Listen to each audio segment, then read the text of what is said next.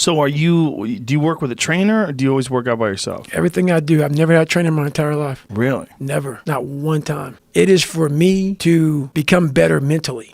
How I look has just become I have thousands, hundreds of thousands of miles on this body. Running, pull-ups, push-ups, swimming, whatever you want to call it. This body is what it is now. It's from repetition. It's not from studying, hey, if you hold a plank for this long, fuck all that bullshit. I don't care about it. I just do it for my mind.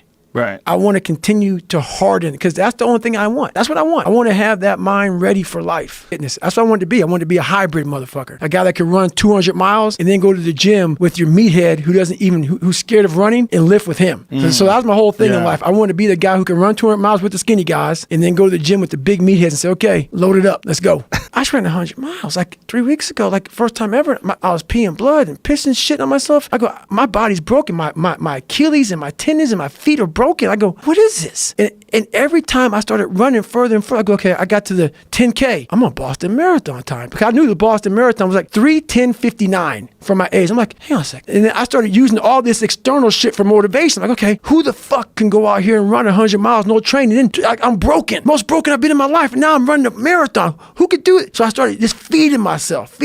I get to half the mile. I'm about 30 seconds off the pace. I said, hang on, man, you're Goggins. You can do this shit, man. And I started just feeding myself. You can do this. Before I knew it, man, I got to like the last 6 miles and I was off the pace and I just kicked it. And next thing I knew, I did like a 3:08 and change. I was like, what the fuck? What have I been leaving on the table? Right. I've been leaving so much on the fucking table for pain. And that's when I started like going crazy about the mind. Like, what the hell am I, like, what is up? Like, it opened these different doors of like possibility and like, what is humanly possible? What are we capable of? Like, people, I didn't even know. I was just amazed by what I was able to do by a simple fact of just reasoning and working with pain and pain management. And my mind just kept on growing from there. And it happened in Hell Week. It happened in the 100-mile race. It happened here. It started just evolving into what it is now, to where now I'm like, God, dog, man, the mind, we are leaving so much on the table. But people take me, he cusses so much, he sounds crazy. Don't listen to all that shit, man. Just cut out the bullshit. Cut the bullshit. Just get to the weeds of that you are fucking yourself up by not examining your brain. You're not examining your brain. Message it. That's done. You examine your fucking brain, and that takes some hard work and suffering. If you're not willing to do that, I'm sorry. This hurts real fucking bad. I don't think this is smart. And then, guess what happens? The body will adjust. It will adjust.